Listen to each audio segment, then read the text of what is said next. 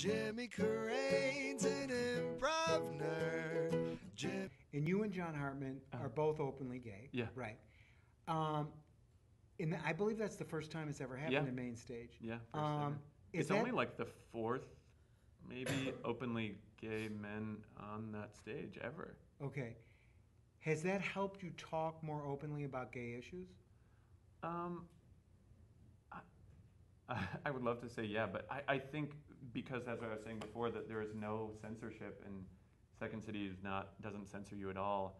I never felt stifled about it before, you know. But in terms of like when you were in ETC, you were just one gay voice, and now my new solo show. Right, gay voice. One gay voice. One gay. It's the gayest voice.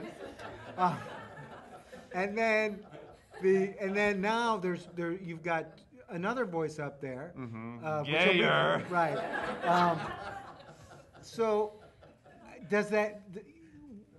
Would that help? You know, like you're not. It's not just like a token anymore. It's like. Yeah. Yeah, it is kind of a unique situation. I would say more so because you can like, kind of like bounce ideas off each other a little bit more and be like, John, do you feel like this is true? And you know, almost like it's taken for granted. Like you don't have to. Like I would imagine in the ETC, there's a like you have to explain it a little. Yeah. That's true. And I feel like anything in that situation when you're the only gay person in the cast, you feel like, well, anything that's gay is going to be immediately attributed to you, like as in you brought it in. Mm-hmm. Whereas like people could have brought in gay stuff that they wanted to say about it as well, but immediately would be attributed to me, you know. So I don't feel like that's really the Do case. People look at you and say, okay, we want to check this out in terms of, you know, the gay material? It's like, yeah. We want to make sure it's...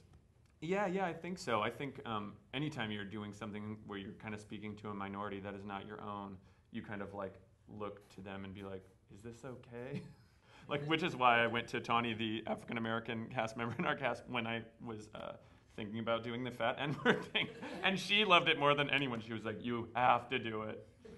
Do you think it would have been different had she been involved in that? We talked about that actually because we were like, what if it's a scene and she is the other person in the scene, she's the other mother in the scene, and then we were like, well, what if then her son called my son, my son called her son a faggot or something, but she didn't feel comfortable saying that, so she's like saying the F word, I'm saying the N word, and we're like, you know, bouncing back and forth with that.